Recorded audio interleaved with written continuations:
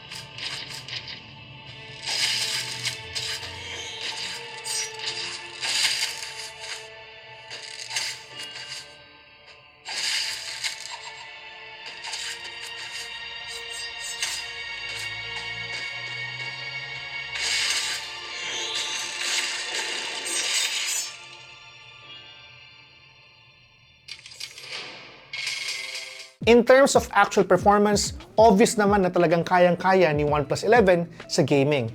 Pero if you take a look closer in my performance benchmark using popular benchmarking tools, lamang ang Galaxy S23 Ultra dito in most categories.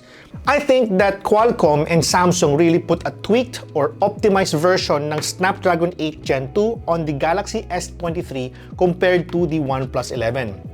Sabi nila, underclocked daw ito to manage thermals, and that rumor may be correct. To verify it, I played 2 minutes of Tower of Fantasy on Galaxy S23 Ultra and OnePlus 11 and measured the temperatures using my FLIR device. Galaxy S23 Ultra is obviously the hotter device here. I mean, literally, and it's something that you should be aware about.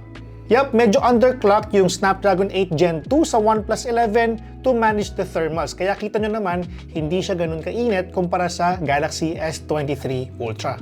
Now, let's talk about cameras. Yes, this is another huge reason why you're getting this phone. Before, the Hasselblad colors on OnePlus 9 was criticized for being an expensive, non-useful camera feature. It was indeed the case back then because of its slightly off or muted down colors.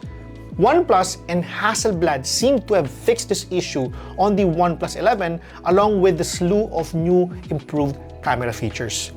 In terms of specs, it may not have the over-the-top megapixel count that the new Galaxy S23 Ultra has, but this phone definitely packs an amazing set of camera features.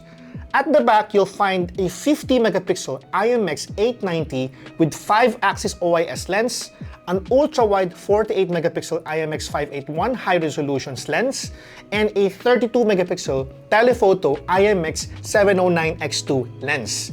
It also has an additional AccuSpectrum light color identifier that helps the camera sensors in correctly processing color para tama yung lalabas na kulay ng skin tone at saka yung environment on photo outputs. Alam ko, M1 will have a more comprehensive review of its photo and video capabilities, pero let me show you a few ones that I took. First impressions ko sa camera niya, they're good. Ang ganda ng range, malupit sa night shots at landscape photography, and it might be among the good phones that can take amazing portrait photos.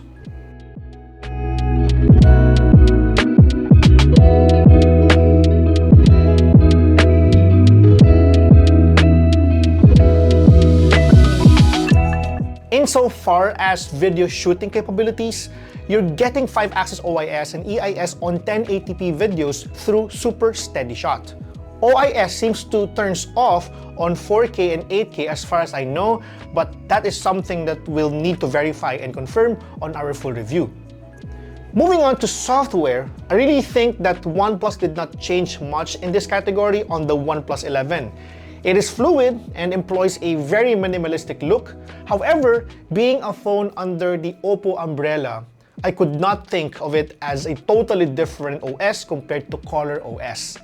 Don't get me wrong guys I've got nothing against Color OS, but I wish Oxygen had gone on making it look entirely different. I mean, yeah, kasi parang halos pareha siya Pero pagdating pa lang doon sa pinaka-setup phase, it's a little the same. Lastly, let me quickly touch on battery performance. In my quick experience with this phone, it managed to stay up and running for 14 hours and 22 minutes with 20% battery juice remaining. Matagal na yung battery life na yan, and I think it could perform even better over time. As a bonus, OnePlus included a 100-watt Super VOOC charger that charges the phone's dual-cell battery to 100% in just 25 minutes. Now, as I mentioned earlier, this video is not a review and you will therefore not see any numerical score. However, let me give you my initial thoughts about the OnePlus 11. This is OnePlus's best phone yet, and there are really tons that they have improved on compared to the previous generation. Everything about this phone screams flagship, and the level of technology they put into its camera, to performance, is bonkers. Pero para maging successful ito, para maging successful si OnePlus dito, they should really price this competitively against Galaxy S23 Plus, not the Galaxy S23 Ultra, because that one is playing on a different level. Sana hindi umabot ng more than 55,000 pesos tong phone na to. Obviously, at the time of the production of this video, hindi pa namin alam ang local price ng phone na to. So, we're basically hoping that this will be priced less than 50,000 pesos to make it more appealing to, one, those people switching from iPhone to Android, or number two, those who are torn between Samsung and OnePlus. That's it for our video today. This has been Gian of Gadget Pilipinas. I hope you learned something in this video. For more news about the OnePlus 11, check out our website. I would also love it if you could subscribe to this channel and click the notification bell. Bye!